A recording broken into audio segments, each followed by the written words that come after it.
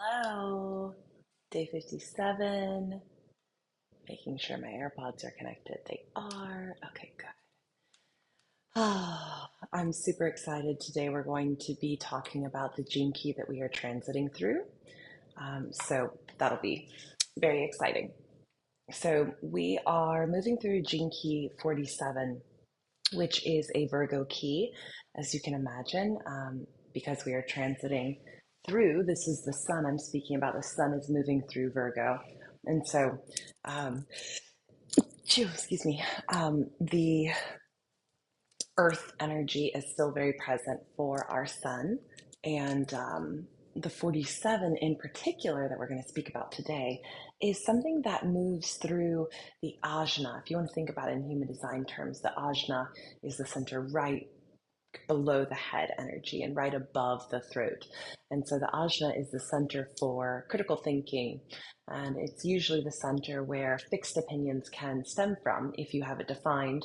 And sometimes if you have it undefined, you can take on the opinions of others and sort of take them on as your own. And so it's a very important center to be mindful of. And so, because we're transiting through this 47 energy, I'll encourage you to question things that you are told, question different narratives that you are given, and make sure that what you are believing in is something that really speaks to your character and your inner core, and isn't just something that you're amplifying from the collective that you maybe heard from a convincing source. And it sounds good, and you picked it up, and now you're wearing it. So let's talk about the 47 in the way that we usually do. We will cover the description from the Gene Key Bible, and then I'm going to read the city. And I hope that from September 9th to September 14th, you continue to feel into this energy and see what it brings up for you this week. Already I can tell that there is a lot of inquiry happening in my body. I have an open ajna, and so I can be quite sensitive, I'm realizing, to these head gates when they're activated, the head and the ajna. This is an ajna gate. And I can sometimes, when I'm not conscious or aware, I can feel them start to stimulate me to form fixed opinions about things that I might not necessarily need to be fixed on. So just interesting food for thought to think about. And if you have the 47 first off anywhere in your profile, you may find that it feels like it's getting gassed up. It's getting some extra energy to it. And you may feel like you're able to actually express yourself in a new way. Maybe you're able to write down your opinions and bring art to them. I think for me, Virgo will always have this sort of nurturing of the arts energy to it. You might not hear that, might not be a very common narrative of Virgo, but that's what I've come to experience. So, there's a few words I'm going to look up for us so that we can really understand these. I would encourage you to do this with your gene keys if there is a word that it is speaking about that you don't know. Look it up and find synonyms for it. And that's a great way to start to get a feel for it. But I will encourage you to learn the words, understand the words, and let them have a meaning to them because you look them up so often and contemplate them so frequently. So let me just pull up this other one. Okay, perfect. So, the 47 gene key, transmuting the past. So the shadow is oppression, the gift is transmutation, and the city is transfiguration. And so I think the shadow is pretty obvious. Oppression, it's where something is putting you down, something is making you less than, some outside force, outside thing. And we'll go into the city and the gift and the shadow. But I want to cover transmutation, which is the gift. And transmutation is the act of changing or the state of being changed into another form. So the art or process of changing something completely, especially into something different. So that's pretty cool.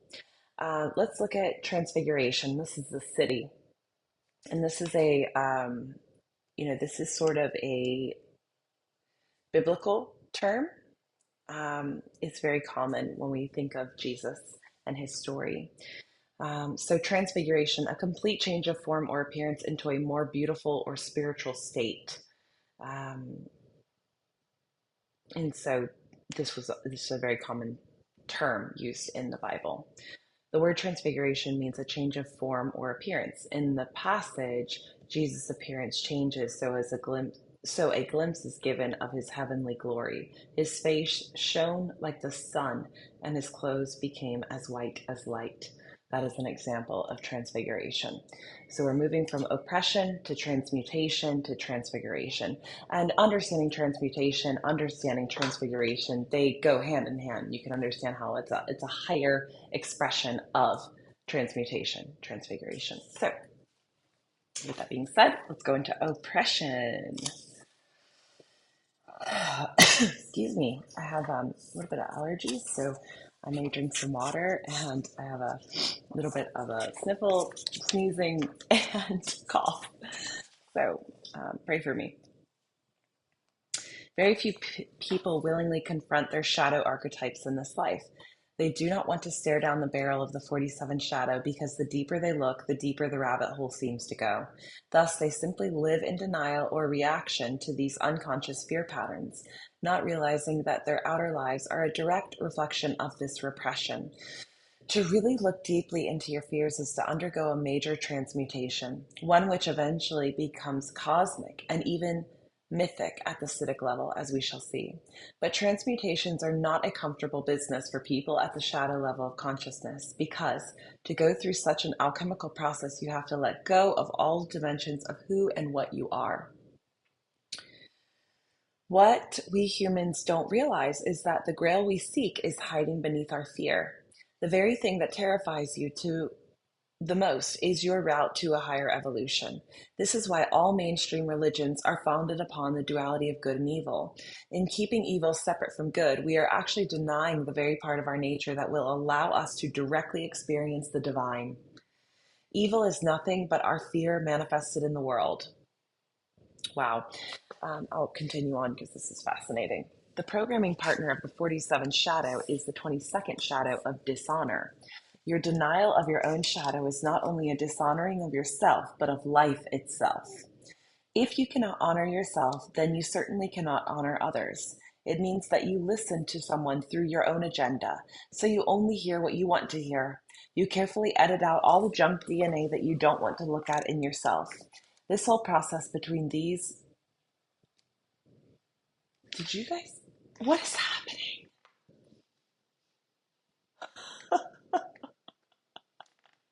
That has never happened before. What the fuck? It feels like emphasis on what I'm saying. Oh. Oh. This whole process between these two shadows creates a biofeedback loop that conceals more and more repressed memories. We are literally reinforcing our self-limiting patterns. The ancients referred to this as the accumulation of karma. This has led to the belief that one can offset this negative karma by doing good deeds to accumulate positive karma.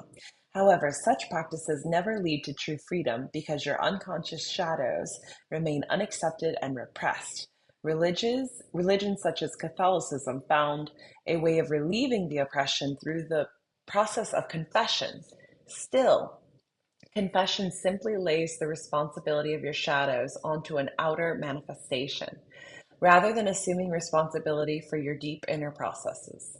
Thus, the very urge of life to transmute itself is efficiently suppressed. Wow, that's pretty heavy stuff there. The bottom line with the 47 shadow is that unless you face your own unique fear archetypes, you cannot open the portal of inner transmutation that is the 47th gift.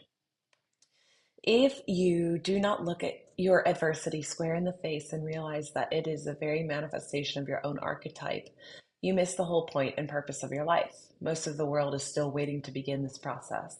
Many who have begun it have become trapped in some therapeutic system that takes away their responsibility, thus further stalling the process.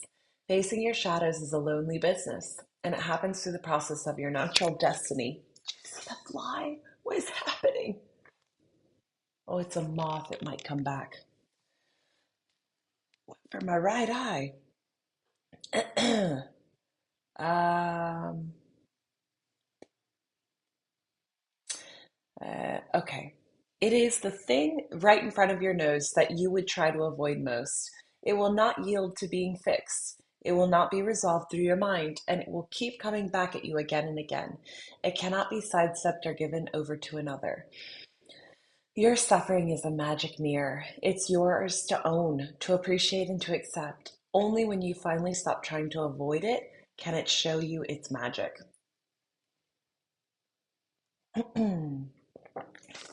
So the shadow shows up in two ways. As you know, we break it down by repressive and reactive. See which one you resonate with most, or see if you can find yourself in both. And be mindful as you move through the week this week of both of these aspects of the shadow. Repressive nature, hopeless.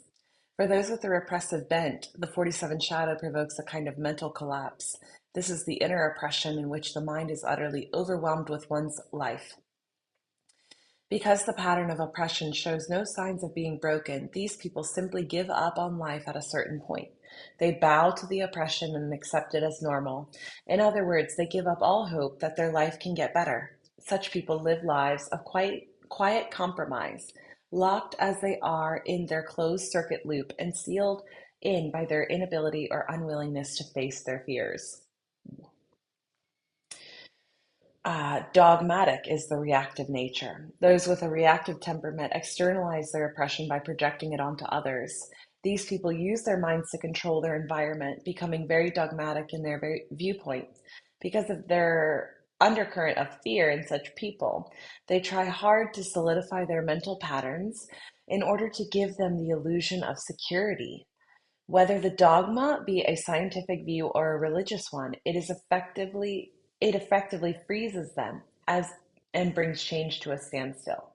This kind of nature finds it's very difficult to relate with others unless those others buy into their dogmatic viewpoint. Likewise, any kind of free thinking or independence of mind or spirit in another is incredibly threatening to such people. Very interesting. So let's move to the gift of transmutation. Human beings are in fact a rolling wave of consciousness with no fixed identity.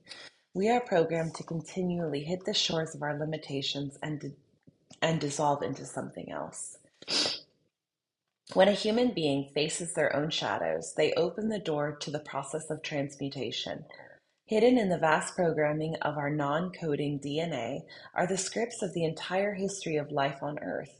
These scripts are jumbled and twisted around and around each other and are indecipherable to current forms of pattern recognition. However, these scripts create a huge swelling inside the individual, a pressure to continue life's universal storyline through your own life. This is why every human being has an innate sense of their own destiny. Excuse me. Whether you live out that destiny depends on your willingness to surrender to the pressure of this vast unconscious force coming from within. This is the force of transmutation, and it wants you to surpass yourself. If you let go into your fear of dying, that greatest fear, you will discover the gift of transmutation.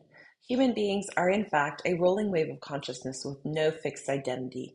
We are programmed to continually hit the shores of our limitations and dissolve into something else. For the majority of human beings, safe in their illusion of separateness, this is the greatest terror of all.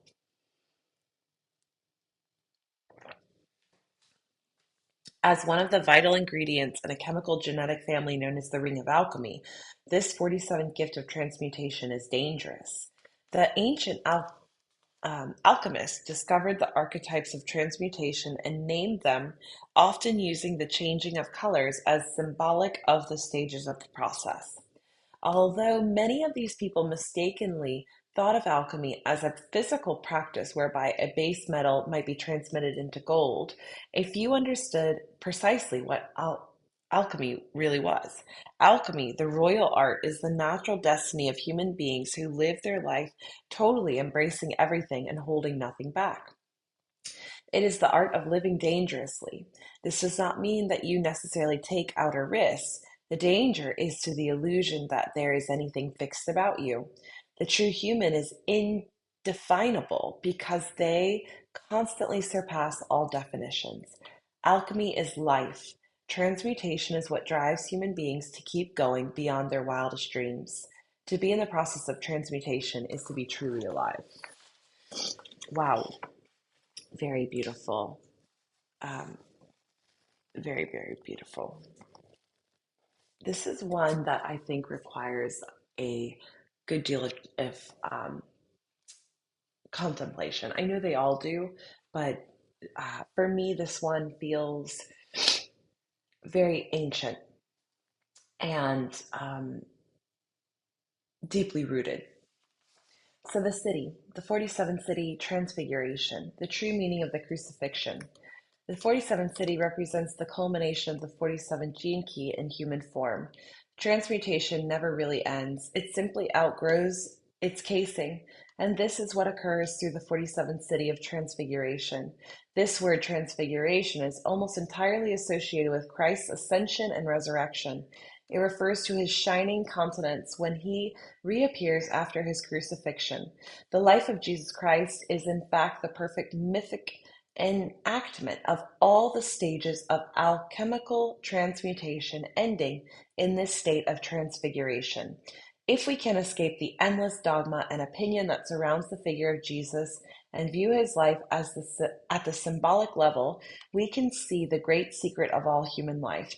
Christ's life symbolically represents the life of every human when they hold back nothing and embrace everything. Wow.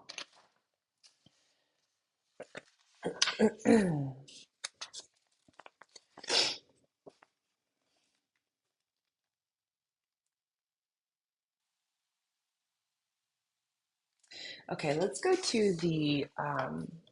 to this book now. So this is the Dare to be Divine. This is a book on the cities, and it is written by Richard, but it is a different languaging than what you find in the Human Design Bible that I was just reading from. Um, this is one of his newer book, if not the newest one. 47th City Transfiguration, Karmic Supernova. And so we continue to move from one extreme to another, from the simplicity of being to the mystery of transfiguration. If the 10th city is ordinary, then the 47th is extraordinary. Look where tenderness leads us. It takes us the whole way. The city of transfiguration is a city that only comes about rarely.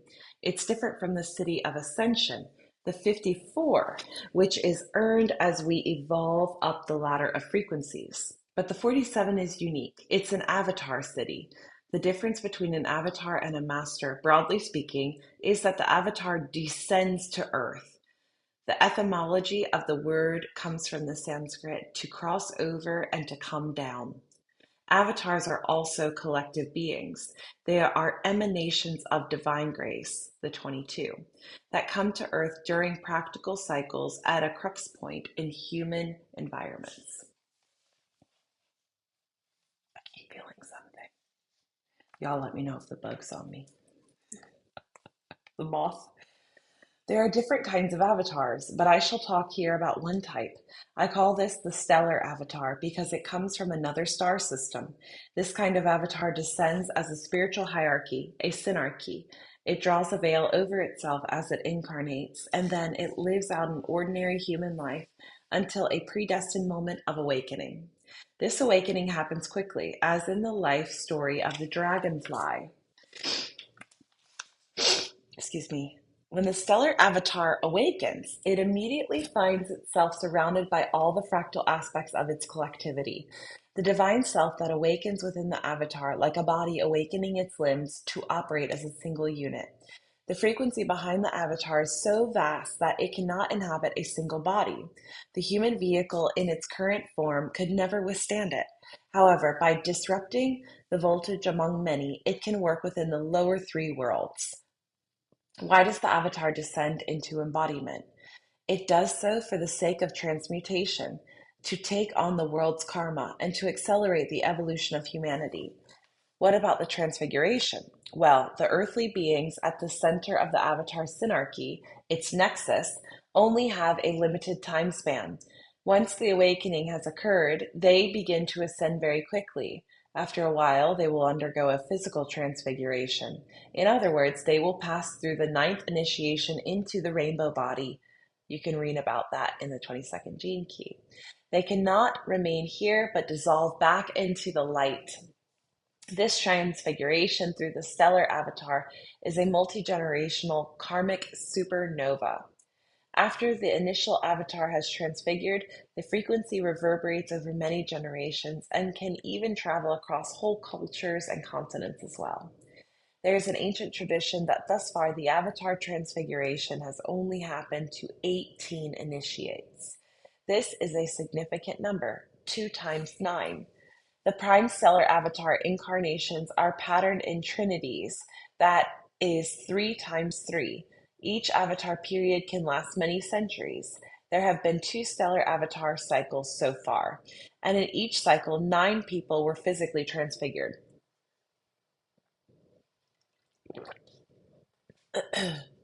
They are so rare that you cannot count them on your fingers. That you can count them on your fingers. Some have names that you may know. Bodhisattva, an emanation of Buddha, Jesus of Nazareth, Fu Si in China, who originated the I Ching, Krishna in India, who restored the Dharma, Paco Voltan in South America, Hermes Trismegistus in Egypt, Hermes thrice great, the father of alchemy, Merlin in Britain, Zoroaster or Zoroastu in Persia, and a few more. Wherever they were transfigured, they have left a vast legacy of spiritual teachings in their wake. I'll have to look some of those up. So, all these beings are really one singular being that incarnates through 3 streams or rays. According to the Gene Keys transmissions, we stand at the threshold of the third of these stellar avataric incarnations. This, the final one, will propel the human race into its next and penultimate stage of consciousness, the so-called 6th race. A new vehicle will evolve, and this collective incarnation will gradually transform the earth. Furthermore, this new and third form will come as an expression of the divine feminine. It will carry the essence of the 37th city, the gentlest and most powerful of embodiments. It will affect all levels of our society and will in time bring about a transfigured humanity. Remember Solve Ukulda? This is the deepest teaching. The 47th city takes on the karma of the whole and transmutes it for the whole. Then it recombines the elements, those shadow patterns, in a higher formula to create a new synthesis, a new humanity. It is a small wonder that the 47th city is part of the ring of alchemy.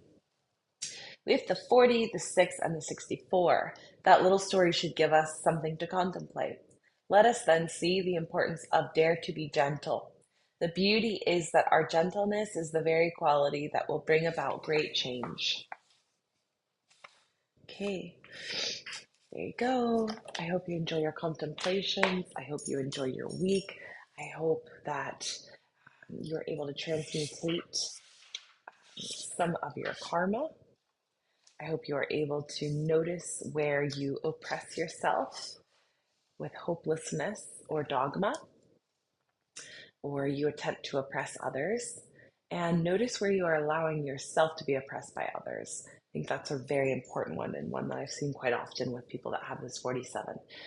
They often become a victim of an oppressor and allow themselves to succumb to that and don't see a way out, which of course is the repressive nature of hopelessness. Let me know how you guys go. And I've been talking a lot. This is a longer diary. I love you. I'll see you tomorrow. Bye.